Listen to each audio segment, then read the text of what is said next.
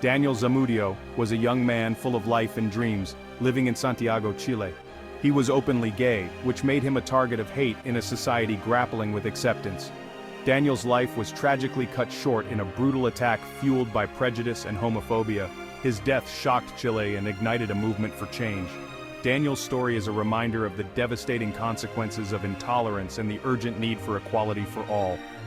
Emphasis: his memory lives on through the ongoing fight for LGBTQ+ rights in Chile and beyond.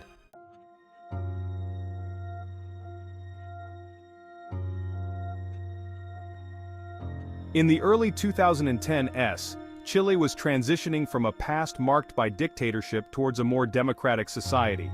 However, traditional values and conservative attitudes still held sway, especially regarding LGBTQ+ rights. Discrimination was common in workplaces, schools, and even within families. Despite these challenges, a growing LGBTQ+ rights movement was gaining momentum.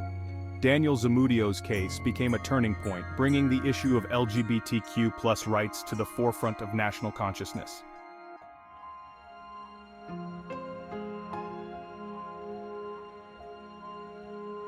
Prejudice against LGBTQ+ individuals was deeply ingrained in Chilean society in the early 2010s.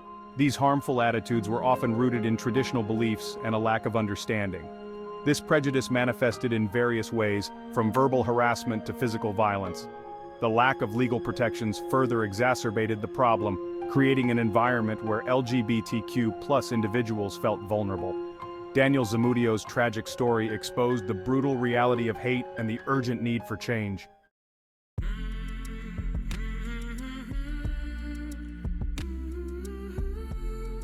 On March 2, 2012, Daniel Zamudio, a young man with a bright smile, prepared for an evening out in Santiago.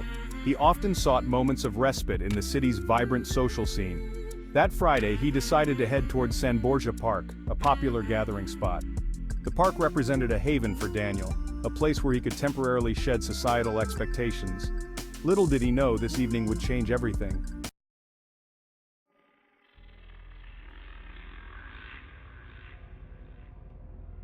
As dusk settled over San Borja Park, Daniel found a quiet spot to relax.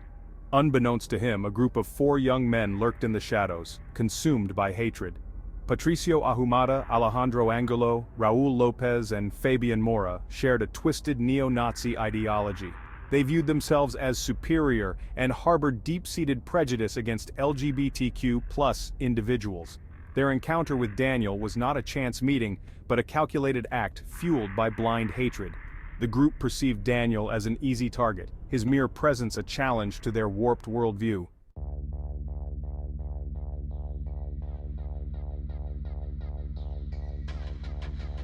The initial encounter quickly turned sinister as the group surrounded Daniel.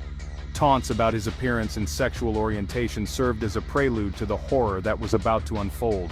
Fueled by ignorance and intolerance, the group escalated their verbal assault to a physical one. The park's tranquil ambiance was shattered by the sounds of the attack. The assault on Daniel Zamudio lasted for several hours. The attackers took advantage of the seclusion of the park and the darkness of the evening to unleash their cruelty without interference. They subjected Zamudio to prolonged torture, beating him repeatedly and inflicting injuries that demonstrated both a hatred for his sexual orientation and a disturbing level of calculated violence.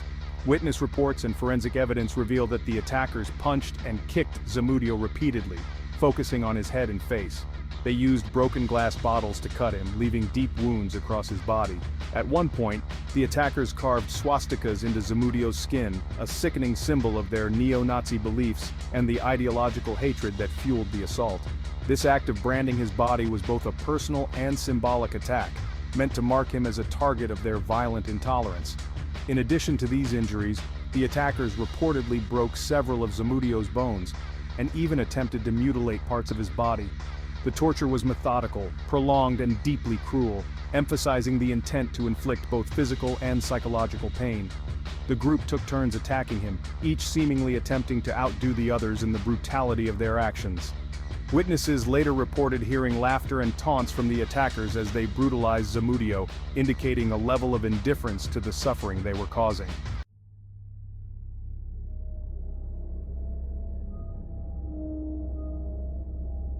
As hours passed, the once vibrant atmosphere of San Borja Park gave way to an eerie silence. Daniel Zamudio, his body broken and battered, lay abandoned, clinging to life. By the time the attackers left, Zamudio was barely alive.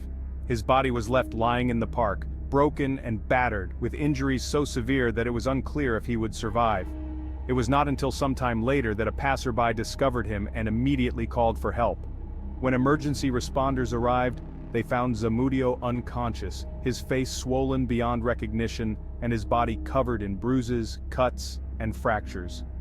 The discovery sent shockwaves through Santiago, as news of the brutal attack spread like wildfire.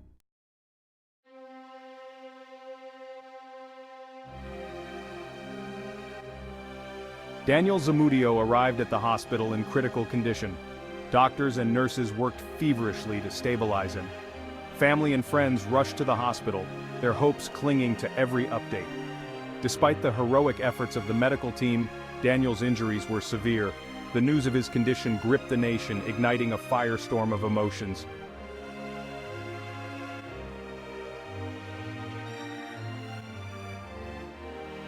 News of Daniel Zamudio's brutal attack spread like wildfire throughout Chile.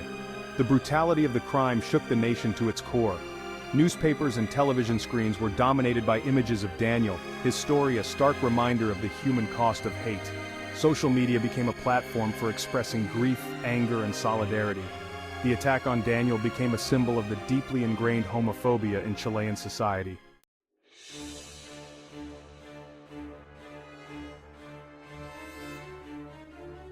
As Daniel clung to life, the wheels of justice began to turn. The 4 suspects were apprehended and charged with attempted murder. The case quickly gained national attention, becoming a lightning rod for discussions about hate crimes and homophobia. Inside the courtroom, the prosecution meticulously built their case. Witness testimonies and forensic evidence painted a harrowing picture of the night of the attack.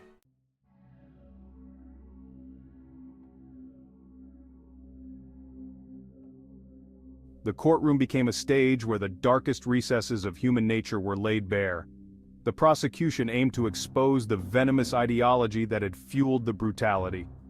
Testimonies from witnesses and forensic evidence left no room for doubt about the savagery of the attack.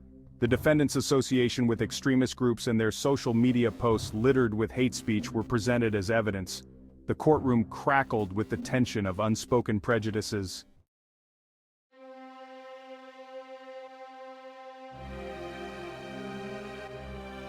After months of intense legal proceedings, the day of the verdict arrived.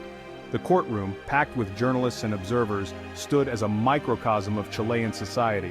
The judge read out the verdict, his words echoing through the courtroom. Patricio Ahumada was found guilty of first-degree murder and sentenced to life in prison. His accomplices were each found guilty of aggravated assault and sentenced to lengthy prison terms.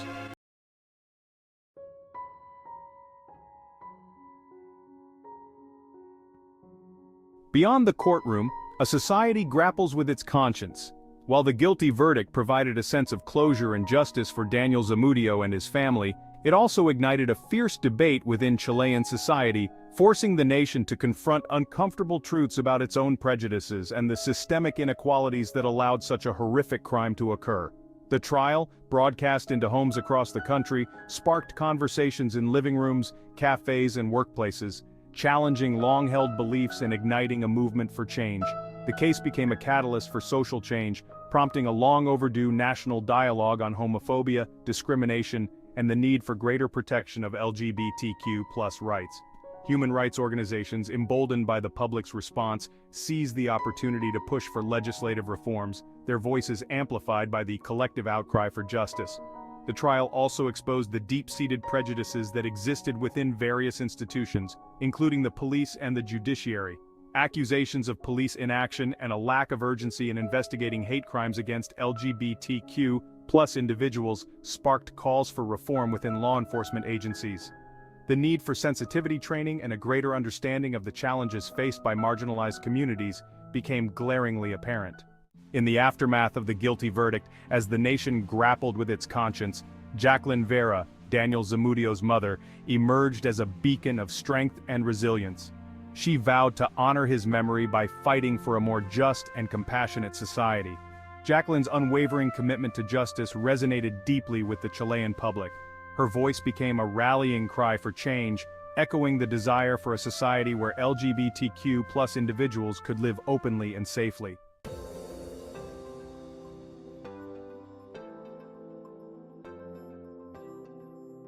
The Chilean government, under intense public pressure and spurred by the tireless advocacy of Jacqueline Vera and her supporters, responded with unprecedented speed to the national outcry for justice and reform.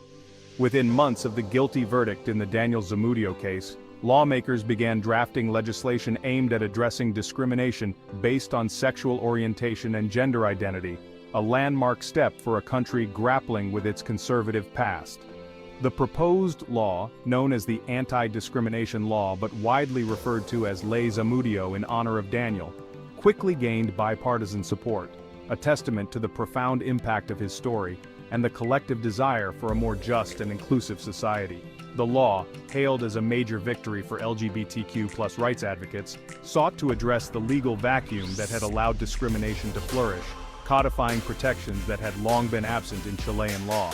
Ley Zamudio, passed by the Chilean Congress in May 2012, marked a watershed moment in the country's history. For the first time, discrimination based on sexual orientation, gender identity, race, ethnicity, religion, and other factors was explicitly prohibited. The law provided a legal framework for victims of discrimination to seek redress through the courts, holding perpetrators accountable for their actions.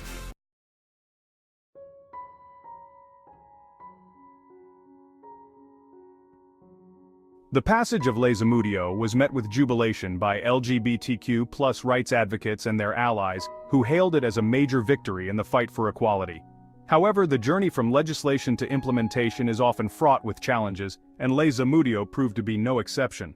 The law, though groundbreaking in its scope, faced hurdles in its implementation, as deeply ingrained prejudices and bureaucratic inertia slowed down its impact. One of the main challenges was raising awareness of the law among the general public, and crucially, within law enforcement agencies and the judiciary. Many police officers and judges, steeped in traditional values and often harboring their own biases, were slow to fully embrace the spirit and intent of the law. This resulted in inconsistent application of the law, with some cases being investigated and prosecuted diligently, while others were met with indifference or even hostility. Another challenge was the lack of adequate resources allocated to the implementation and enforcement of the law. The agencies tasked with investigating and prosecuting discrimination cases were often understaffed and underfunded, hindering their ability to effectively handle the influx of complaints. The process of seeking justice through the courts also proved to be lengthy and cumbersome, discouraging some victims from coming forward or pursuing their cases. Love wins. From civil unions to marriage equality, this chapter is a testament to progress. The tragic death of Daniel Zamudio ignited momentum for LGBTQ+ rights. In 2015, Chile legalized civil unions for same-sex couples. This law provided legal recognition and many rights. In 2021, Chile legalized same-sex marriage. This granted same-sex couples equal rights, including adoption, a victory for love, family, and a more inclusive Chile.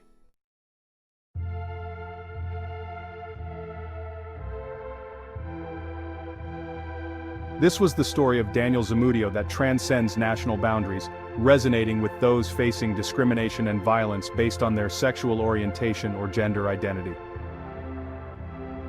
Thank you for watching this video. Stay tuned for more.